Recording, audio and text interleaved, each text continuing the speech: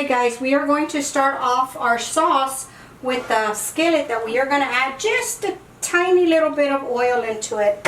And this is already a little hot. I am going to add my beef. Now this is not about a lot of beef. This is just to give the sauce flavor. And this is what I consider the beef enchiladas to be about. So as you can see, it's not a whole lot of beef. We're going to break this down and cook it until it's completely brown.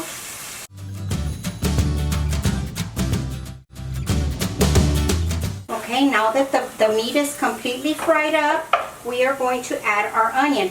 I will have the recipe in the description box down below, guys.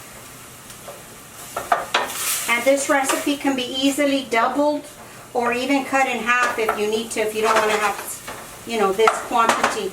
Okay, we're going to add in our garlic. And you just want to cook this until the onions are translucent before we add in our spices.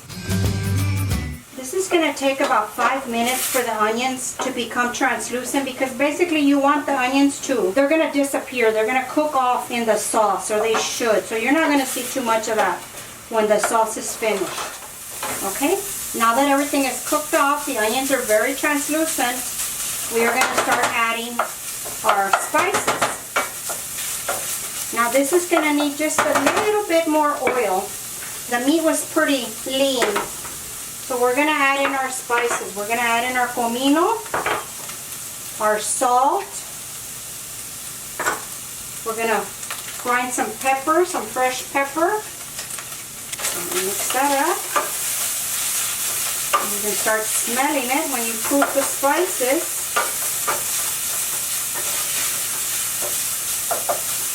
Now we are going to add in our chili powder and our oregano. And the oregano, you take it in between your fingers and you pinch it. And this will release the oils of the oregano. And you're going to brown this just a little bit.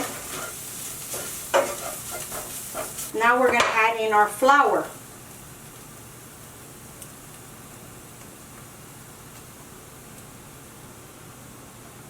We're going to cook this off so you can get rid of that flour taste. This is going to be used as a thickener before we add everything else. And you can see it looks very dry right now.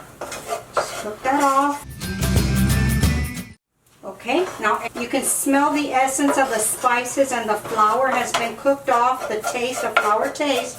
We're going to make a little well in the middle, and we're going to put in our tomato sauce.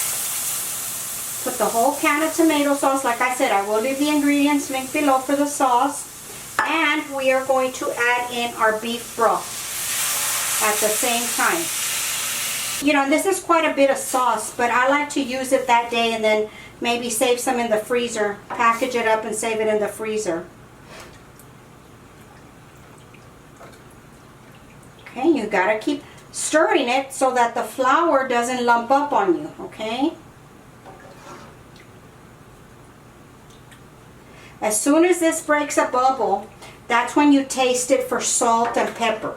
Now you adjust it to how you like it, okay? But you don't want to overdo it. Remember, you can always add, but you can't take out, okay? And as this cooks off, it starts to thicken up. And when you cook the flour in, if you do it the way I did it, brown like that, I mean dry, you won't get any lumps. And you won't have to worry about the lumps in your sauce. Okay, we're going to let this come to a simmer. Okay, this has come to a simmer, and I'm going to stir it again to make sure nothing is sticking. I have already tasted it for salt. Everything is good for my taste. Now you adjust it how you like it. We're going to cover this, turn it to the lowest possible setting, and we're going to let this cook for 15 minutes. And it's done. So I'll be back shortly after this is cooked. Okay, while we're waiting for our sauce to finish cooking, we are going to get our tortillas ready. Here what I do is I take any kind of oil. This is olive oil, but you can do vegetable oil, grapeseed oil, whatever you prefer. You take your tortillas and you put them on top. And you're gonna let them soften up. I like to do it this way. You can also do it without the oil, but I just like the flavor that it gives a tortilla with the oil. But you can do it without the oil. Okay, then you just turn them over.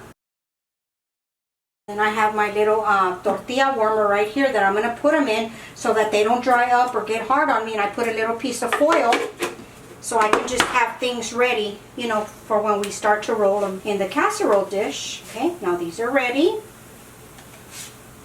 Pile them up on top of each other and I put them in the container. And then you make as many as you need for your family. I'm going to make a total of 8. Okay, turn the heat off. These are ready and we're going to move on to the next step.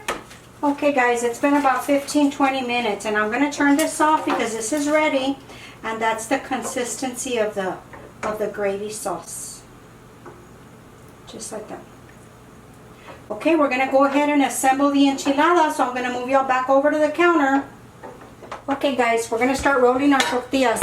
Here I have a 9 by 13 inch 3-quart casserole dish. You can make a smaller quantity, like I said. This is just what I'm going to use for today. So I just take my little cutting board, and here I have the tortillas that we prepared earlier. I just put one down on the cutting board here. And I like to put onion in my enchiladas. You don't have to if you don't want to. You just put some here in the middle or on the edge. And then you just roll them up. Just like that. Okay, and then I just line them up. Keep going. Now you can also make these out of beef if you want to. I am going to link up above right about here a recipe for the picadillo that I use for my enchiladas.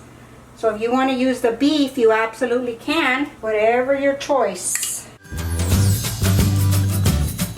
Okay, so here we have our enchiladas. You can separate them if you want to or keep them close. But I find if you separate them just a little bit, it's easier to get them out, to scoop them out when they're done. Okay, just like that. Now, we take our chili sauce, which is still hot. Okay, just like that. Sprinkle a little bit more cheese on top, right down the middle. The rest of the onions, just a little bit. Just like this. And they're going into the oven at a 375-degree oven just until everything is nice and melted, okay? Now at this point, if you wanted to cover this in foil, you want to prep for the week, you absolutely can. If you want to put them in the foil containers to, you know, stack them on top of it, you absolutely can. Foil, the day that you're going to use it, you can go right from the freezer to the oven. Okay, so we're going to put these in the oven and we'll be back as soon as we have a finished product. Okay guys, the enchiladas are out of the oven. I'm going to bring you in for a close-up. Look at that. They smell delicious. Okay, now you can just serve this on a, you know, family style on the table, or you can, you know, scoop them out yourself. You can sprinkle a little bit of these spring onions, some cilantro if you like, or don't put anything at all. Just like that.